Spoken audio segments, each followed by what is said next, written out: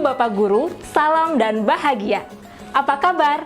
Semoga senantiasa sehat dan prima ya. Kita akan berjumpa lagi bersama modul memahami asesmen. Kali ini kita akan membahas topik asesmen dan kurikulum.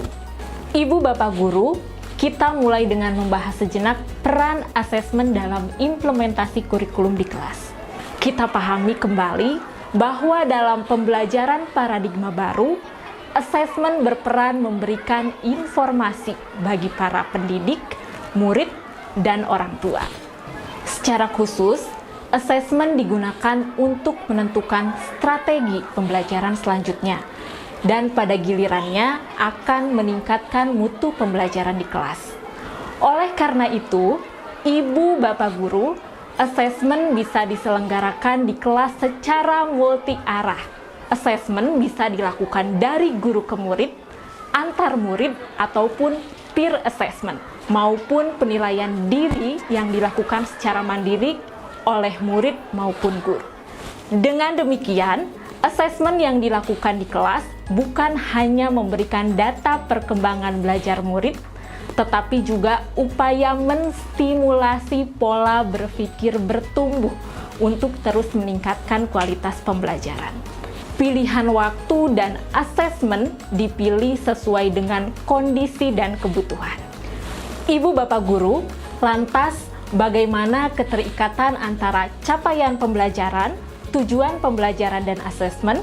Kita segarkan kembali ingatan kita yuk. Capaian pembelajaran adalah kompetensi dan karakter yang dicapai oleh murid setelah menyelesaikan pembelajaran dalam kurun waktu tertentu. Capaian pembelajaran ini kemudian diturunkan ke dalam alur tujuan pembelajaran yang memuat berbagai tujuan pembelajaran. Nah, salah satu tujuan asesmen adalah untuk mendapatkan informasi apakah tujuan pembelajaran telah tercapai dengan baik dan strategi apa yang bisa dilakukan untuk menjadikannya lebih baik lagi. Kemudian, karena murid adalah pusat pembelajaran, bagaimana Ibu Bapak Guru melakukan asesmen yang melibatkan murid secara aktif? Di kelas, kita bisa menerapkan berbagai cara.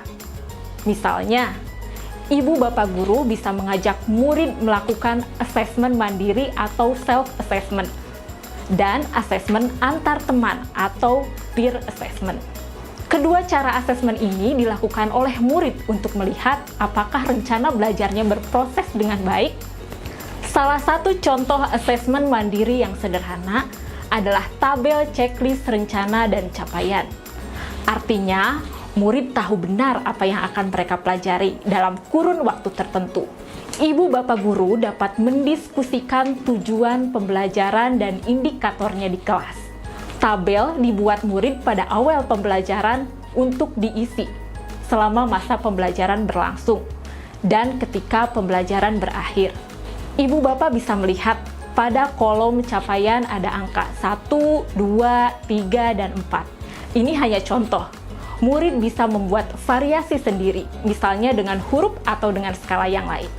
Pada contoh ini, angka 1 berarti kurang, 2 berarti cukup, 3 berarti baik, dan 4 sangat baik.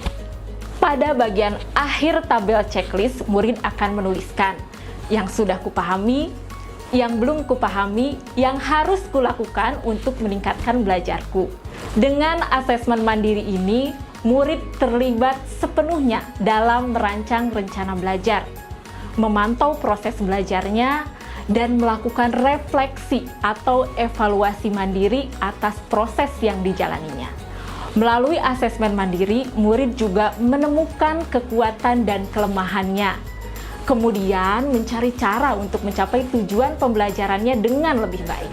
Ibu dan Bapak Guru, peer assessment atau penilaian antar teman juga bisa melibatkan murid secara aktif. Salah satu cara yang bisa dicoba adalah memberikan umpan balik kepada pendapat atau hasil karya teman. Ketika salah satu murid melakukan presentasi, murid-murid yang lain menyimak dan membuat catatan. Setelah itu, mereka bisa menyampaikan umpan balik yang berkaitan dengan kekuatan, hal yang bisa ditingkatkan, dan pertanyaan berkaitan dengan materi atau karya yang dipresentasikan. Penilaian antar teman ini bisa dilakukan secara terbuka atau tanpa nama. Ibu bapak guru bisa menyesuaikan dengan kondisi kelas masing-masing. Dengan demikian, tujuan pembelajaran yang ditetapkan pada awal menjadi milik bersama. Bukan hanya menjadi milik ibu bapak guru, tetapi juga menjadi milik murid di kelas. Karena mereka turut memantau ketercapaian tujuan pembelajaran yang mereka jalani. Tunggu. Ketercapaian tujuan pembelajaran? Apa kriteria menentukan bahwa tujuan pembelajaran telah tercapai? Ibu bapak guru dalam pembelajaran paradigma baru, ibu bapak guru menggunakan alur tujuan pembelajaran dan modul ajar yang berbeda-beda. Dengan demikian, kriteria ketercapaian tujuan pembelajaran pun berbeda-beda. Kriteria ketercapaian tujuan pembelajaran ini diturunkan dari indikator assessment yang mencerminkan ketercapaian kompetensi pada tujuan pembelajaran. Fungsinya adalah merefleksikan proses pembelajaran dan mendiagnosis tingkat penguasaan kompetensi murid, agar murid dapat memperbaiki proses pembelajarannya. Dan pada saat yang sama, guru dapat menentukan intervensi pembelajaran yang sesuai. Yang perlu menjadi catatan penting ibu bapak guru, kriteria ketercapaian tujuan pembelajaran tidak menjadi standar minimum yang harus dicapai setiap murid. Setiap murid mungkin berada pada kriteria pencapaian yang berbeda. Artinya, kriteria ketercapaian tujuan pembelajaran merupakan sumber informasi atau data bagi guru untuk menentukan tindak lanjut penyesuaian pembelajaran sesuai kondisi murid. Bagaimana ibu bapak guru? Apakah ada hal baru yang diperoleh melalui materi kali ini?